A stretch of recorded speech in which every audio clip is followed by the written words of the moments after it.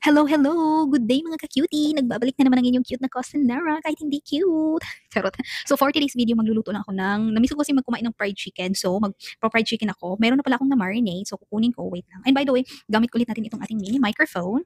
So ilalagay ko na lang yung link dyan sa baba. And by the way, ito na yung ating na-marinate na fried chicken. Hindi to overnight. Kanina lang, siguro mga 1 hour lang itong na-marinate. So, ang nilagay ko dito is salt, black pepper, paprika, all-purpose flour, and MSG, yun lang. And kinote ko lang siya ata. So, but still, ilalagay ko pa rin yung ano dyan, mga ricados o mga seasonings na nilagay ko dito. And I will gonna start cooking na kasi medyo late na. So, ayan.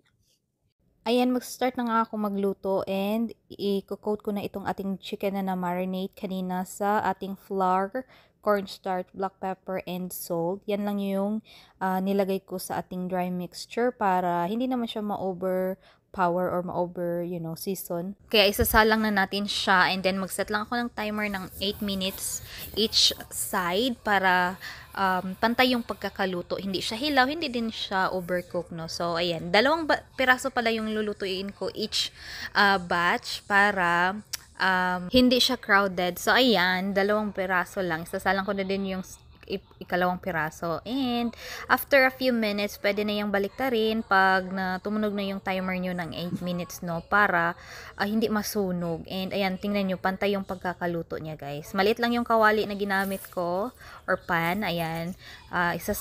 I-remove ko na siya kasi luto na yung first batch. And, ito na yung second batch. And, on the other side pala, guys, magluluto ako ng air fry potatoes. So, nagsison lang ako ng salt, black pepper, garlic, onion powder, paprika, and olive oil. Or vegetable oil will do. So, halo-haluin na natin siya na mabuti para mag-even yung lasa. And, ito, isasalang ko na siya sa air fryer for 360 Fahrenheit for 20 minutes. Yan yung side ng aking mister kasi ako magkakanin ako. Rice is life nga, diba? So, ayan.